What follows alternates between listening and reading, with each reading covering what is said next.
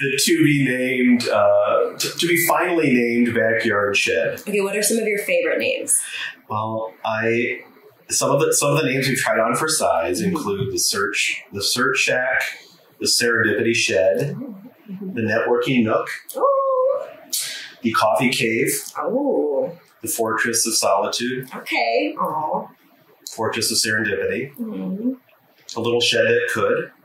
Oh, I like that one. Maybe we could do an interactive poll. Get some input from the Pollen community. The shorthand, at least talking with my kids who are now, my two olders come out here and do homework frequently, and they just say they're going out to the shed. The shed. That's wonderful. Well, thank you for having us. Yeah. I'm so grateful to be here talking with you about all things transition, leadership transition, Pollen. I mean, if there's one person to talk with about leadership transition, it's got to be you. You're an expert in it, not only for your career and your job and your work, but as I've been going through this transition at Pollen, did a bird just hit the window? That was a bird that just hit the window over your shoulder. Oh my God, did you see it? It had come? I did. Does it happen a lot? And it flew away. It just flew. It appears to be a bump and run. So there's no casualty. Well, for the listener, you do have a bird feeder over your right shoulder suspended, and that does draw chickadees who usually know the flight path. Oh no. Well, now that one does. That one learned. Okay. As I was saying, as I have been going through this transition at Pollen, so I am about almost 3 years in now. I first named that I wanted to leave the Pollen executive director role. I was starting to think about it at the end of 2019. And as I've been going through this transition and thinking about how I wanted this transition to go, how I wanted to leave the role, how I wanted to pass the baton to the next executive director, I am completely shadowed by how you passed the baton to me and Megan from Pollen. When it was your baby, you were the founder of Pollen, and you were the original baton passer. And you did it with so much grace and so much trust and so much just take it. Do what you're going to do. And I admired this whole time your ability to do that. And now I'm coming into a much deeper, more intimate understanding of the complex feelings that are involved in baton passing. And so I would just love to hear a little bit from you, from some of your reflections on what it was like for you to pass that baton, what advice you have for me as I'm going through the final stages of this leadership transition. Well, thank you for the invitation to visit with you and reflect. That's a gift, to be invited into reflection and conversation, and to try to go back in time, right, to a moment of thinking, to some of these early conversations you and I had about the future of Pollen and transition and what could that look like. And I think within the ethos of a community that we were working to support, that was undergirded by the sense of wanting to help one another, to, spread good, help others, and good things happen. And how could we have the baton passing from volunteer to, I was just, I'll never forget how struck I was that you and Megan were willing to, truly dive headfirst into this unknown of stepping away from, in hindsight, to think that you would step away from these full-time leadership responsibilities. We want to take on the creation of this unknown yet to be structured thing. That was just a huge, incredible leap of faith into the possibility that was there. It's the gift of being 26. In that moment, you realize, right, sure, let's go. And the serendipity factors of kind of the opportunity, the life stage, the circumstances as such, as we were talking about it. And again, in hindsight, to think about that was remarkable. And I do think you noted kind of in your segue about what you've been thinking of, and you've had several years now to be kind of in the midst of thinking about and then doing it. Ours is this compressed kind of, what do we do now? I do think that you noted the complexity of the emotions and kind of the spectrum of emotions. And I think one of the things is I was reflecting for today in this conversation was trying to put my head back to all the feelings that did surface in thinking about a transition. And again, mine was from just purely a volunteer founder. But to pass the baton of something that you've invested heart and soul and energy into to someone to follow. And there are a lot of emotions, I think, in the present. And then I think one of the things that has surprised me is that they continue to bubble up as you watch whoever follows you continue to lead. And that's kind of the ongoing nature of transition work, right? It's like the relay race continues even though you passed it. And so one of the things I would just say is, I guess it's not advice, as maybe as just observation, is that I think when the adrenaline subsides from a transition of, with Pollen's announcement specifically, naming Ruby as next executive director, and that adrenaline begins to subside, there's a whole range of emotions, and my counsel is that be prepared to ride up and over them as opposed to trying to dive headfirst through them, because it ranges from relief, gratitude, joy, sadness, anxiety, regret, and hope. Like at the end of the day, that thing that we've started, created, and now are entrusting. But I do think, again, one of the things just observationally I was thinking about, literally, and I'm visual, so I went last night and I was watching and looked up on YouTube some clips of some famous 4x400 relays. I wanted to get a visual. And what I was struck by is I watched the difference between 4x100 and the 4x800, right? These short and long races, is that the shorter the race, the faster the person has to be running when they take the baton from you, right? Like the 4x100, they have to be nearly full sprinting by the time you pass the baton. The 4x800s, when it's you got to run the two laps around the track, it's this much more gradual handoff where they have more time. It's kind of this jogging pace. They start together and the baton passes. And what I was struck by was not only the difference in pace, but where the camera pans. And where the camera pans is to follow the person who just took the baton and not to catch the person who's standing there with their hands on their knees being consoled by their teammates for a race well done. And it just struck me, the visual of when you're the one with your hands on your knees having just passed that baton, the world moves on, the camera moves on. And we don't talk about, I think we assume things. We don't talk about, though, that, those who've run before you to get to that next person are there. Yeah. It made me cry. That's such a beautiful image. It's so sad. And, you can just feel it. That I was, telling you this, that I can feel this energy shift that is happening where Pollen even has a strategic planning session coming up and I'm invited, but I can feel the camera's already panning. I'm not in the frame, and there's it's kind of, and I'm, looking at these words that you said, that feeling of relief and gratitude, joy, anxiety, regret, this anxiety and regret, I don't think a lot of people talk about.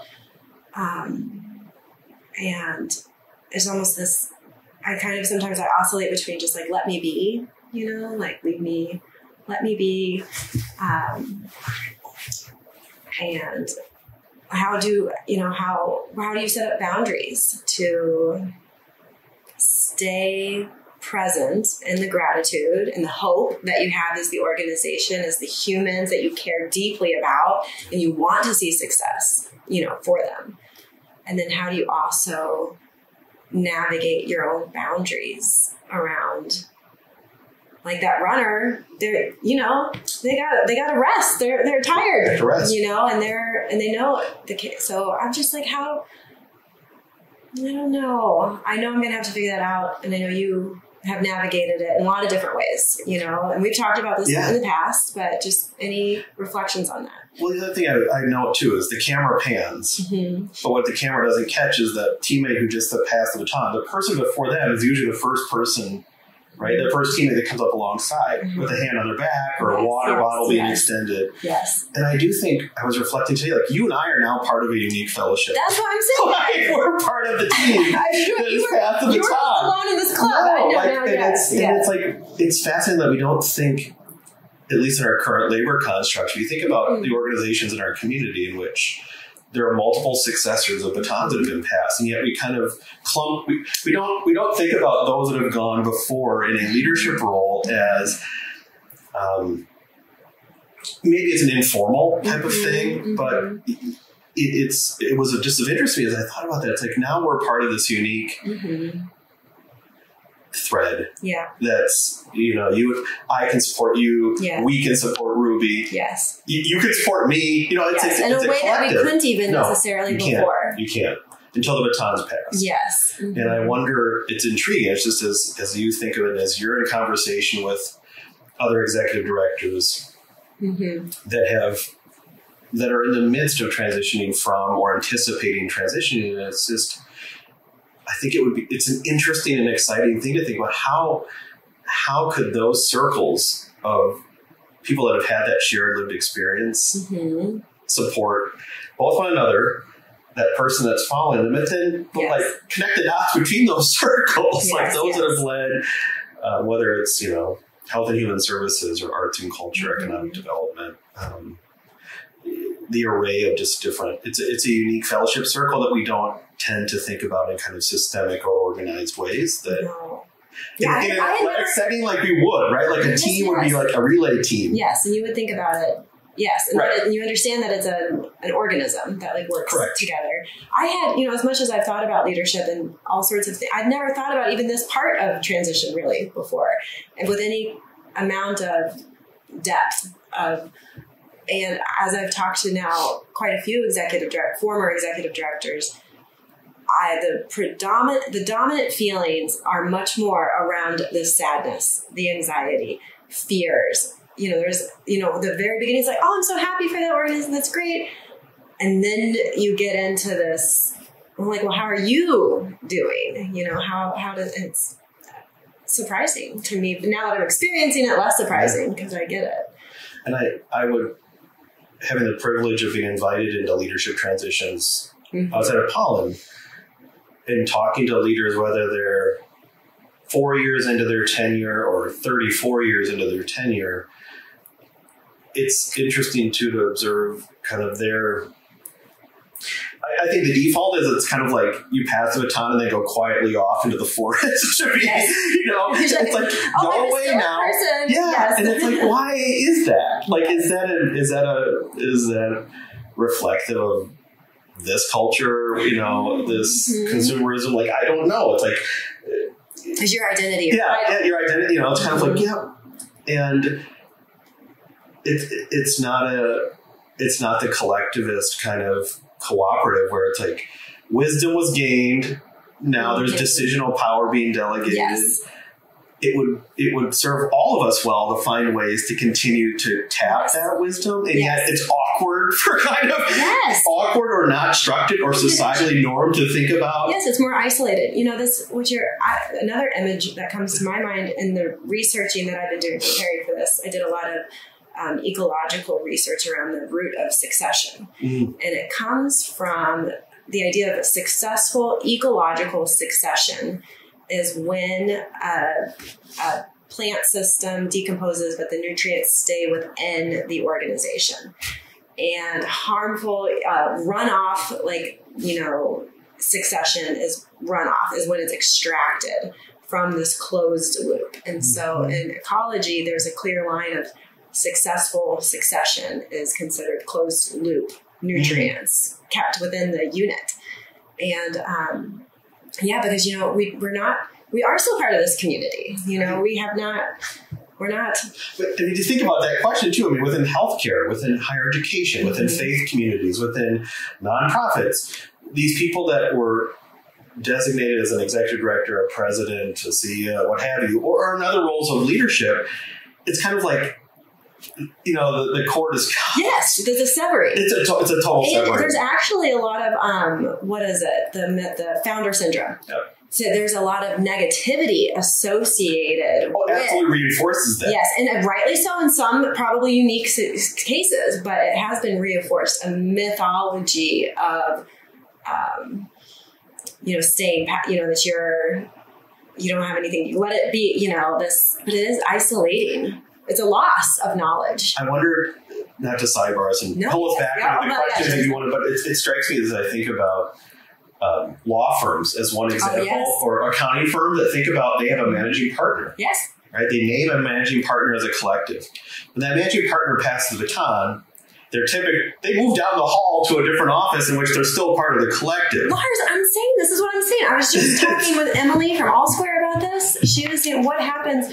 There's not a model in nonprofits where the founders or where the former EDs go. She was like, as there are models in this, and we started law firms, the role of a partner, there is a role in private for, a way to retain that knowledge and wisdom. And it's appreciated. It's appreciated. It's invested in. The idea of the wisdom, the gifts that come with age and experience as being something that's, you want to hold on to and not discard.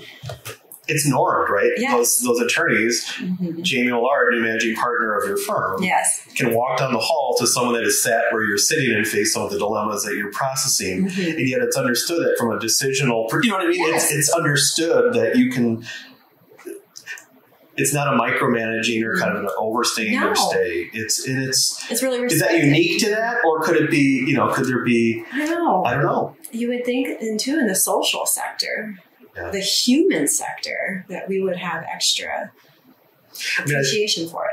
I do think about, again, sidebar, we see it in academia, right? Where, President Brunix, or you see sometimes higher education leaders go back into the faculty. Yeah.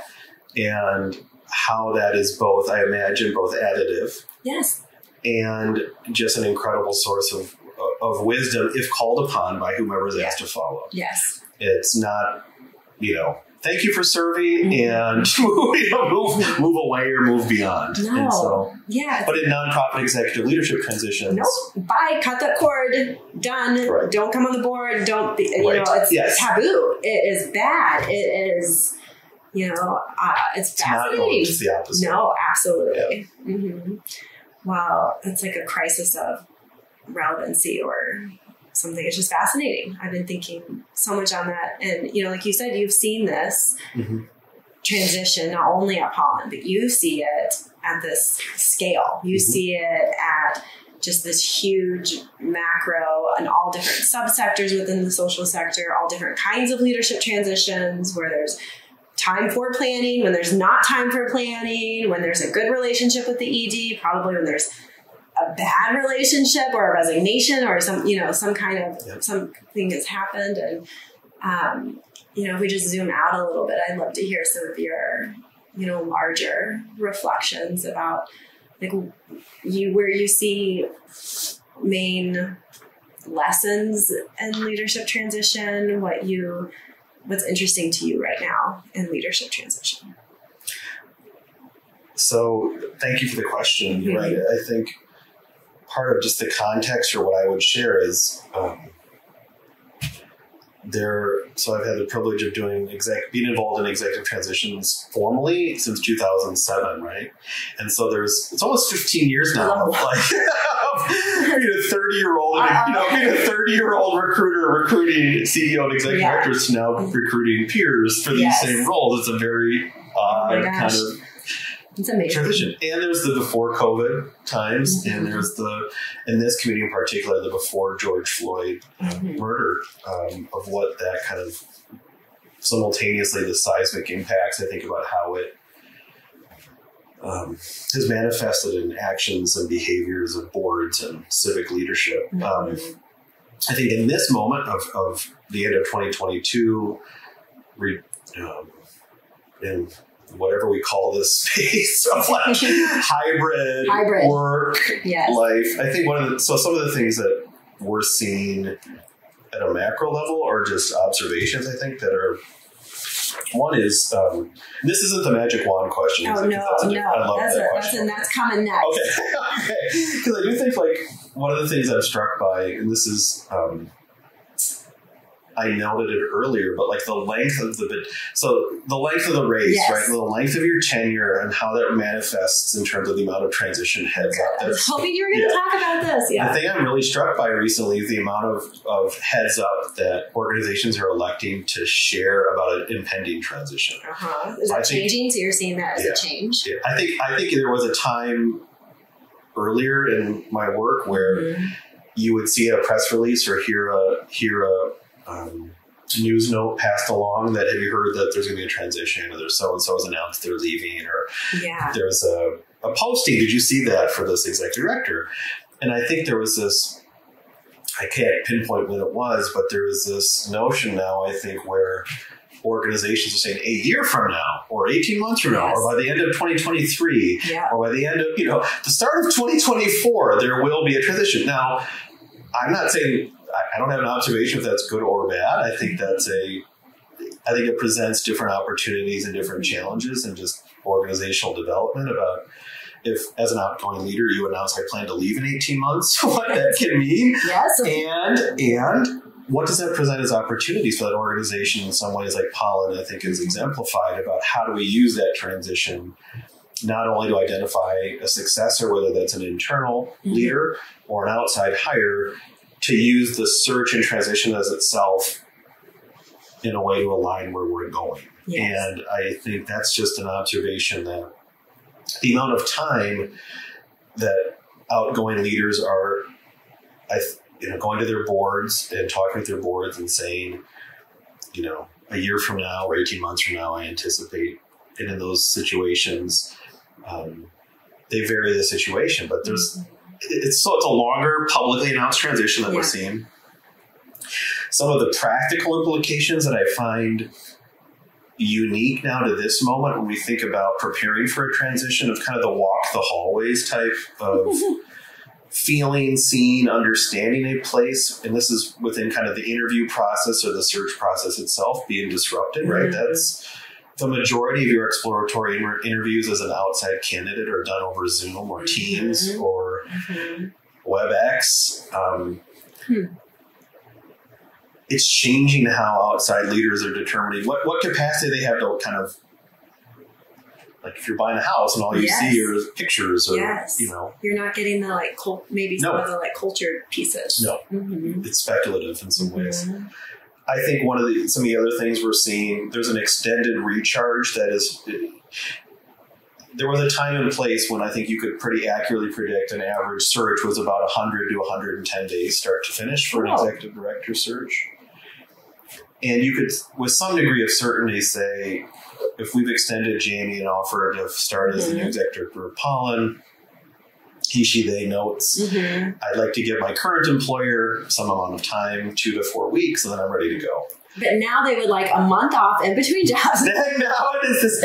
Now it is absolutely, when we talk with clients, we can say to them, we can get you with pretty high degree of certainty to the point of an offer being extended. Yes. Where we no longer have certainty is the amount of time that leader might be asked between the offer being accepted and when they'll be ready to start. Okay. I have so many questions for you on this. I'm experiencing this myself, and I bet you're experiencing it also as you're trying to recruit maybe EDs who are leaving roles, and they're like, I'm not ready yet. So I bet you're seeing it on that end. We are. And then how do we, I think this what you call it, extended recharge phase is so important, and how do we pay for it?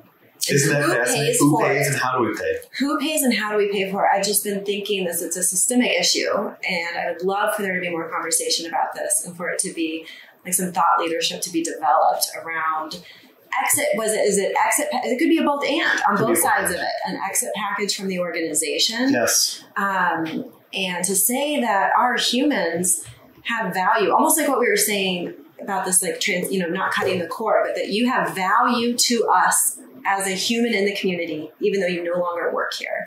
And that's a really cool idea. Mm-hmm. That notion, if we think about one of the things, so you're sparking some cool new ideas that this is like right now. Yeah. Well, we're here live. Right now, you're hearing it live. I mean, the notion, if we think about what is corporate America, for all the things that could be argued about the transactional, extractive nature of how labor is hired, retained, and severed. Yes. Outplacement is normalized in corporate America. That if you're let go, you will be provided with some amount of 6 months or 6 years of outgoing support. For an array of reasons or array of kind of benefit for both career outplacement, health and wellness. And it's not because something bad happened. Correct. Yes. It's a support to say we're going to extend your runway into the recharge or the relanding that you need. And this notion that you're presenting, this idea, I love it to think about if the energy was if it was holistic, if it was circular, as you noted, beyond just not how do we find and fit and then support that new person? But if from a circular sense, how do we also ensure that the leader that we've invested in and grown with has boost, recharge, resources to replant. Yes. And because we believe not that it's going to serve us, because it's going to serve us. It's totally regenerative. Yes, absolutely. And for the incoming organization to say, we don't want someone to start unless they have had, absolutely. And we will pay for them to have that'd be so cool. 2-3 months before they start. We will start their pay, but they don't have to start work until this date. And to let go a little bit of our urgency culture. Absolutely. We've been getting by. We can continue to get by, and that's a really neat idea to think about and to think about that. If you had that amount of from one organization to the next and it's support for that leader in that transition to heal, to recharge, to reflect, and be prepared to be their full and whole self in that next opportunity serves both organizations, the community, in an entirely different type of way. Yes.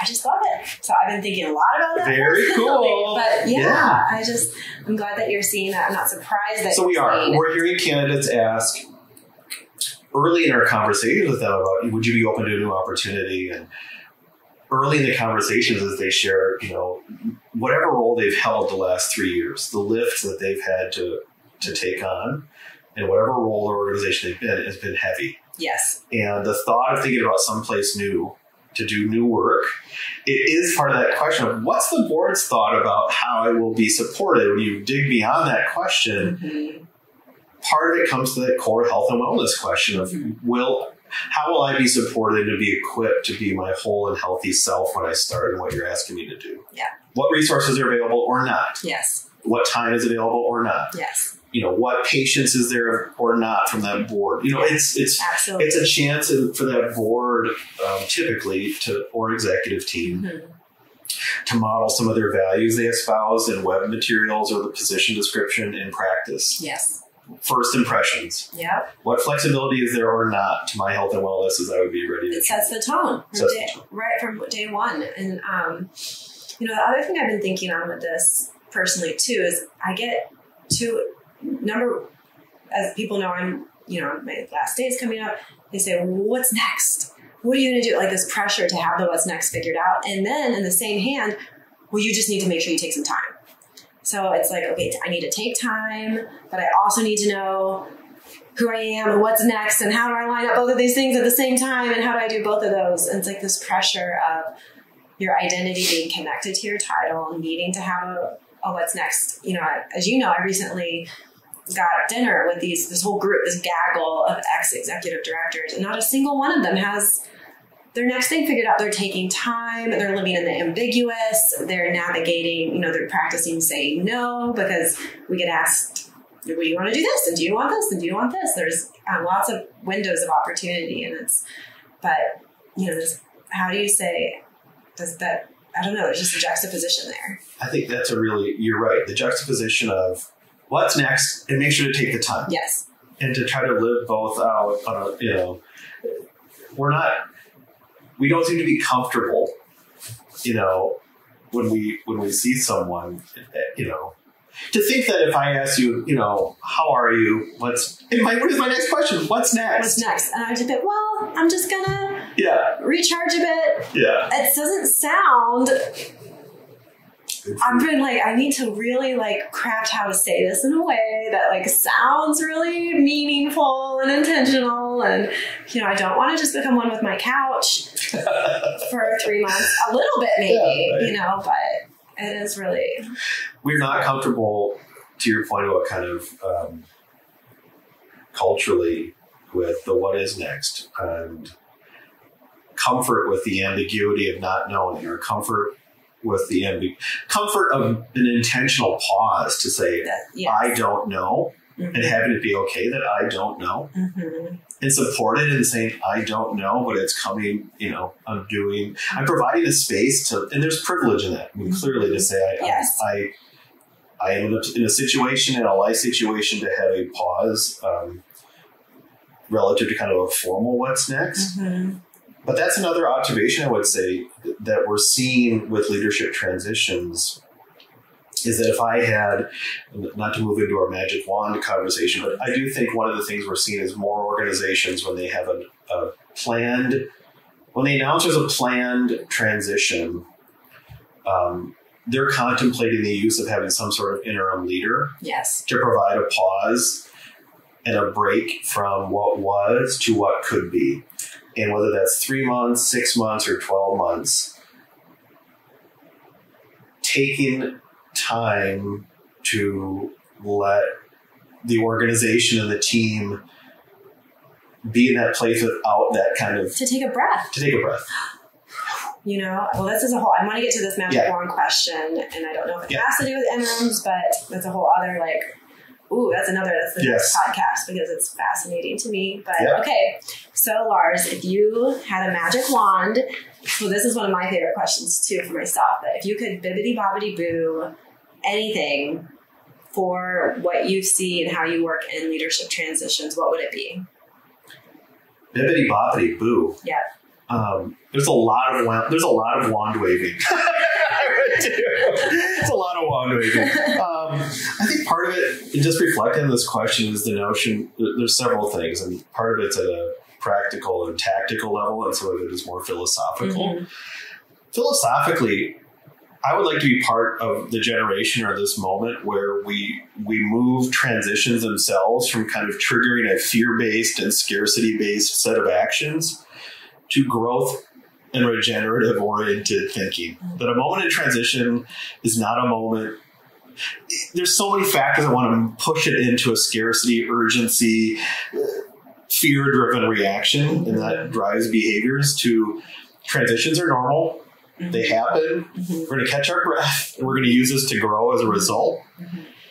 That's part of what being invited into conversations like this and looking to what Pollen has decided to share along your own journey of how are you intentionally approaching your transition to model that there can be new ways to do it.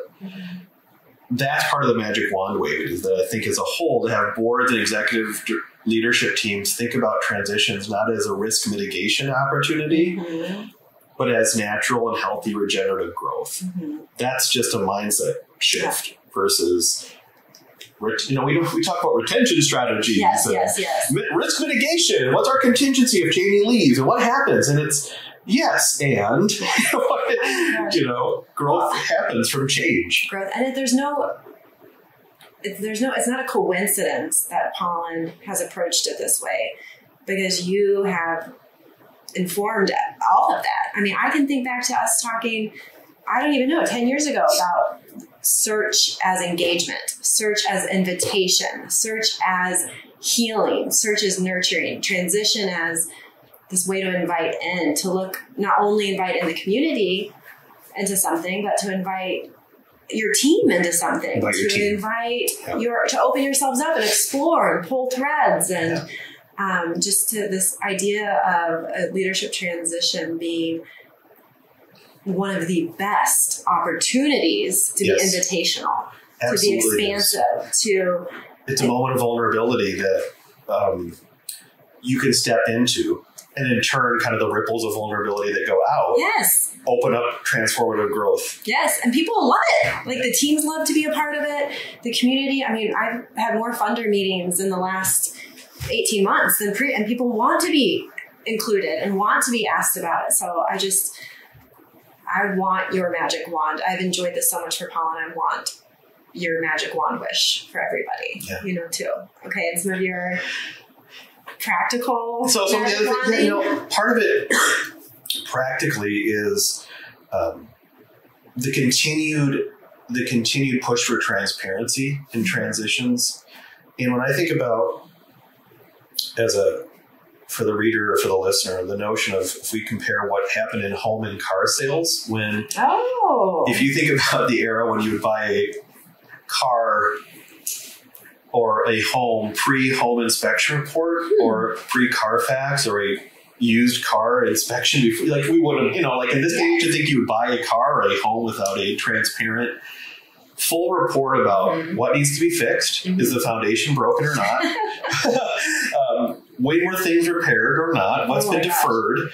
I love it. And then you might step in and say, yep, I know all of that and I'm still in. And I am flummoxed and want to continue to do all I can that when you think about work and a job, whether it functionally aside from an executive director to a program team member to a fundraiser to a finance leader, like why do we think about a job posting or an opportunity simply as a list of either responsibilities or expected outcomes and not think about the holistic lens of a full prospectus? Yes. Like here are the headwinds you will face if you take this job.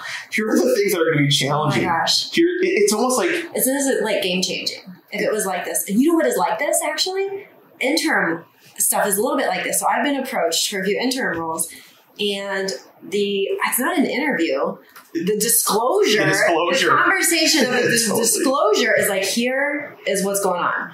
And it's so different than a job interview. Isn't it so different? And you get the full picture. Refreshing. You get the full picture. Yes, you get the full, and then you're kind of like, okay, you're like activated into at least I am activated into a problem solving mindset. Other people might be like, ah! Correct. But then that's okay. Good. That's good. You don't want, nobody wants to get tricked. No one wants to get tricked. And when we think about transparency, it's the whole thing, right? From compensation and salary transparency to expected outcome transparency to what have been the barriers to someone else who previously held this job being able to meet those expectations to deliver those goals. And that's a whole different way of thinking about HR, right? And job spec creation, where it takes vulnerability to list in a position profile. Here are the things we need to work. Here are the cracks in the foundation. Do you think this is even possible? Like, so for a house, you'd have to bring an outside inspector to do that. It's almost like an interesting, not even a financial audit.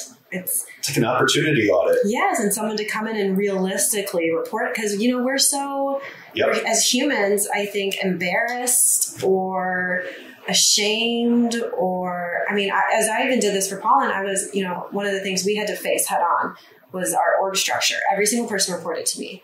And I just remember thinking, I cannot hand this next person an org chart that looks like this. Yep. It's like it's got to be addressed. And if I hadn't addressed it, maybe it would have been one of the things. Right. That's like, there needs to be restructure the team. Because right now it is set up to work this way. It's not actually the most effective, I just wonder how. It's beautiful. And when you think about in practice, how do humans talk to their community when they evaluate a new job? They're trying to answer those questions by the questions you might ask. So, what do you know about Pollen? Yes. Who do you know that's worked at Pollen? Give me the scoop. real deal. What's the real story? Yes, why is this open? What happened? And so we leave it up to we leave it up to these unofficial sources to come up with the full picture that allows someone to make a more informed decision about, is this the right opportunity or not? So part of the change I want to work to bring about within executive recruiting is, yes, to present a client and present an opportunity in a way that is compelling and transparent and vulnerable and open, because the right leaders are drawn to the entirety of an opportunity and in fact are much more equipped to do that work to the best of their ability, knowing coming in this is what they're going to have to take on.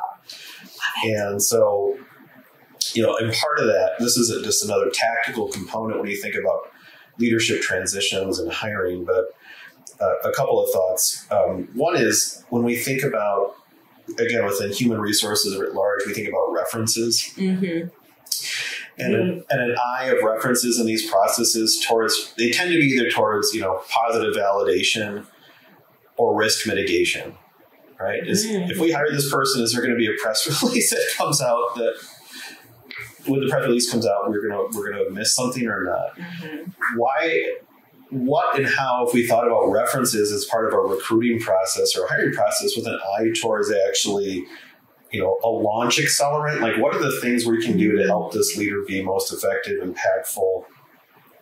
See, it's really from the lens of a coachable kind of list for Ruby at Pollen. Yes. If you were talking to her references, it's validating where the growth edge is and what can the board, staff, and community do to help her be prepared to take those on. Oh my gosh, so much more useful.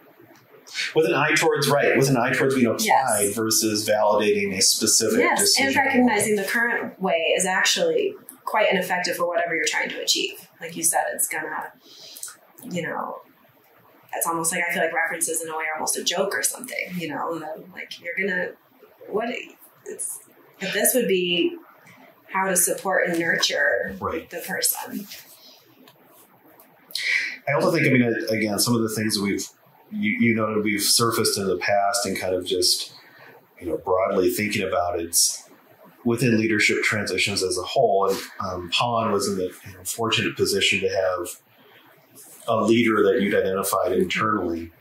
And for those processes in which that's not the case, mm-hmm. I would like to be part of, again, a group of practitioners that seek to make recruitment in general more humane. It's literally like recruit as you would like to be recruited. And if we think about that 99.9% of people, whether it's a 10-person applicant pool or a 10,000-person applicant pool, one person gets the call they wanted. I know, it's so sad. And so what do we do for those of us that are either involved in those transitions, facilitating those transitions, or so in support of those processes? What can we do collectively to make recruiting as a process more humane, like timely, transparent, compassionate, humane, and not this kind of black box of opaqueness, non-responsiveness, transactional, extractive, lack of value add, where I put kind of myself into these processes and are left with either no feedback, no communication, or and that's a broader question. That's more of an aspiration to say, how is it that these transition moments, for everyone not invited to take that baton, mm-hmm. how can they leave that process or that experience with some growth? Yes, it's beautiful. And I've been on the other side of it, and I just know how caring you are specifically in that. And one of the things that I love about how you approach this, just you personally in your work, is how transparent you are. So you don't leave candidates feeling, where do I stand? What am I just like, you're like, here's the deal, here's what's going on. And that it is we're all adults. We know what the process is, and so just to be treated like an adult, to be treated humanely, as you're saying, has so much compassion, and knowing that, and like you said, like how you can still come out of that experience with growth is something I have really benefited from. So, Well, thank you for that. And you're really good at that. Well, mm-hmm. I think it's trying to remain empathetic to, if I were on the other end of this email, or I were on the other end of this call, how would I hope to be treated? Mm-hmm. And it can be small gestures of thoughtfulness, and then systematically putting those in terms of kind of the processes you present to a client about, here's how we approach this. And if we're the right partner for that, great. And if we're not, that's okay. If that's not a priority, then we're not the right partner. And I think that organizations, to your boards and leadership teams, when thinking about a leadership hire, have a moment and an opportunity to say, how will this process reflect our core values and action mm-hmm. around accessibility, inclusiveness, equity, engagement, responsiveness, compassion. I mean, it's when we espouse those things about what we serve our clients or our community members, and then how we treat those people that seek to join that work is a reflection of that they take with them forever. Yes. Oh, and it's one of someone's, what they say, it's one of your top life moments. It is. Job change, that time of transition. It really matters. I mean, I'm curious, and again, apologies to my partners on my team because I've not vetted this idea. But it does strike me that if we think about this notion of continuing to move recruitment in general from an extractive, transactional notion, what will that take in practice? And I am struck by, if you think about, we invite busy people to take time, energy, and part of themselves into these transition explorations, and they're not compensated for it. Right? So let's say you're one of 5 people that go through several days or 25 hours of interviewing and vetting. One person gets the job offer. Their ROI on a quantitative basis is met. Yeah. The other 2, 4, or 8 are left with an experience and maybe some professional feedback that was valuable in their growth, but their time was not compensated. And it just strikes me that, again, in the future of how we think about equitable, inclusive, participatory hiring, what does that mean for those that are intermediaries, like recruiting firms like mine, or for organizations like Pollen, or for those that fund the evolution of these transitions to think differently? Yeah. Do we compensate? We don't compensate interviewers or candidates for time away from other paid activities to go through these explorations. Absolutely, should be on the growth edge of how this field could be more humane, more compassionate, more equitable. We just say we're going to ask you to go through several days or several hours or disrupt several weeks of your life and work, and at the end of that process, you didn't get the offer. But thanks. But thank you. That's not a collective. It's not cooperative. Yeah. Cooperative. It's not whole. It's not whole. It's extractive. You gave me all of your time and energy to explore this. Thank you. Yes. And we went a different direction. And so I don't know. I'm struck, and I want to continue to work on this as I think about my role and my agency in that work as a team. I don't know the questions legally or otherwise, or financially or otherwise, but to say is as part of our approach, what we do as a philosophy is that if a finalist is invited to this amount of time, there is a compensation that's given to that person to vet this opportunity with you as our client organization. I think it's the leading edge. Right? I mean, I think that's... Absolutely. I think some organizations are doing it on, I've not heard about it in the search space, but I know in Pollen's world, we have internal conversations about if we should be paying our candidates for their interview time. I think it's a needed question. If we think about, again, a separate conversation, but I would be curious for those, again, that invite, I know this is a conversation to creatives, right? Where there are these extensive RFP processes that do not do like spec work. Yes, spec work. You build these beautiful proposals. You submit these ideas. You pour yourself into it, and they pick one that's not yours. Yes. And this is spec work. Spec work. It is. Interview spec work. And or if you submit proposals to funders or grant makers for work, that's time and energy, and it's not, So I think, again, back to the question of leadership transitions. I'd love to see if, as part of your notion and your idea about holistic support for an incoming leader and the outgoing leader is a part of that investment we're also making in the whole transition to reimburse people that we invited to a certain level of engagement, that it warrants a monetary reflection of the time and heart they put into this process, because I think that's where we should be. Yes. Yes. Bibbidi bobbidi boo. Boom. Yeah. Oh my, you heard it here. Now the mirror being held up to my own face. And what are you going to do about it? Yeah, I mean, truly, I think that's a question for those of us in the intermediary business to say, okay. And you have a portion then of our to push. Absolutely. And put your money where your mouth is in terms of those of us that have carved out a living, right? Whether it's the recruiting industry as a whole. To say what portion of your fee. I think it is also, it should be, I think the organization should pay for it. And it could, right, you could lay it out. Yes, because they are benefiting from having this engagement of this deep, meaningful relationship with this slate of candidates. That's a good point. Even if only the finalist is getting the role, the benefit of where else that connection to these incredible, I mean, I feel like it's a huge benefit to the organization. And I like that. And if in a proposal for services to say, this is the amount of your fee or investment that's going to the consultants on our team, this is the part that's going invested into the community of candidates that you're inviting in, it would get them thinking, right? Yes. It gets the hiring entity thinking about, wait. This is where values, and we are like, and here's the values that you have up on your wall and how that then translates here. Okay, well, I'm going to start to close this up here, but before I do, is there I have a final question for you about your hopes and dreams for Pollen going forward in this transition, but before we get to that, any final leadership transition stuff that you want to... The only thing I would thank you again for the invitation to think with you about this and reflect, and you noted early on, a decade ago, you and I were dreaming about a search can be more than a search.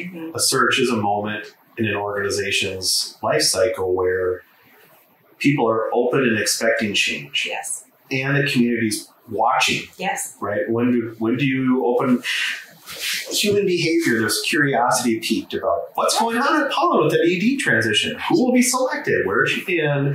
Whether that is a size, separating size from the equation or impact, it is a moment of potential and curiosity. And so to continue to think as a board, as a leadership team, as a staff, about a transition is a moment when people pay attention. How do we use that attention to further our impact? Yeah.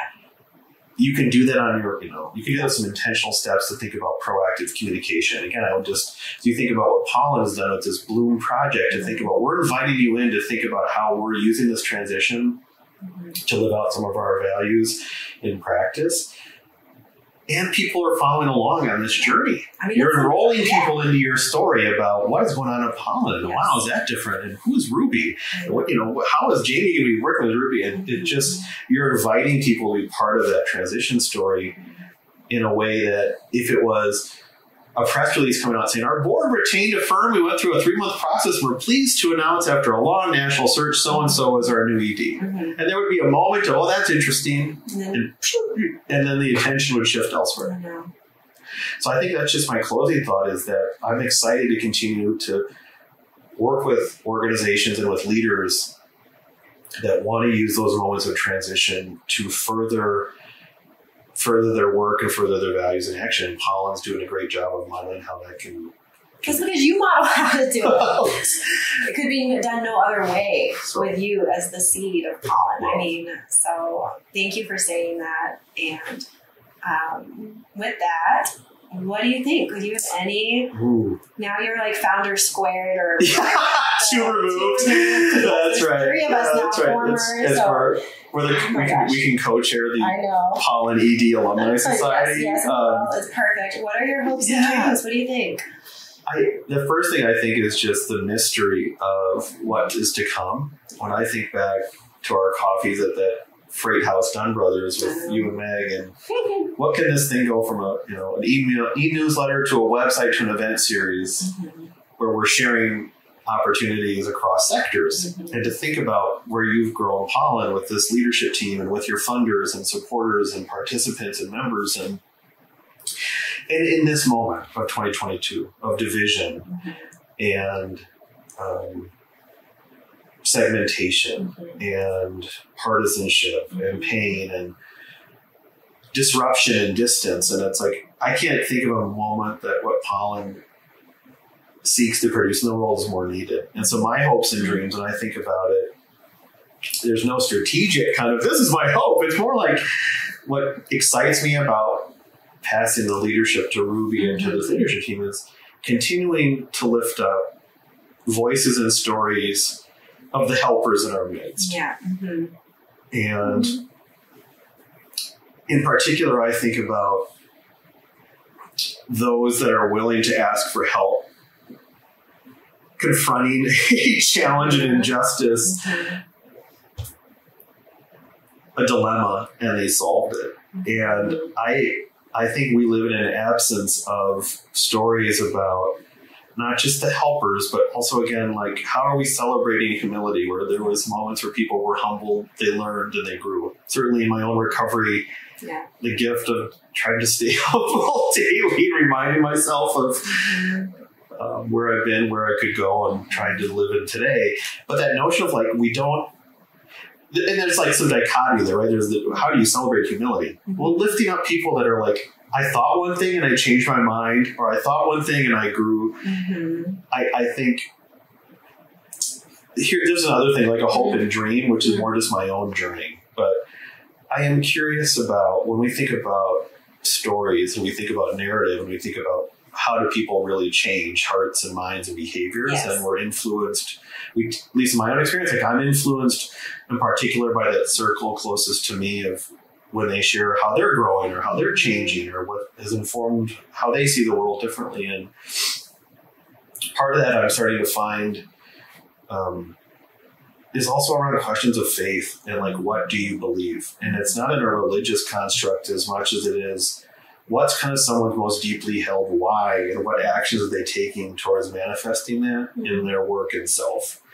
And I do think that's one of the untalked about things when we think about politics or change, or like when we are vulnerable and open with what we believe and the steps that we're trying to take to align those beliefs with how we work and who we do that work with. And again, it's not from a religious construct as much as it is.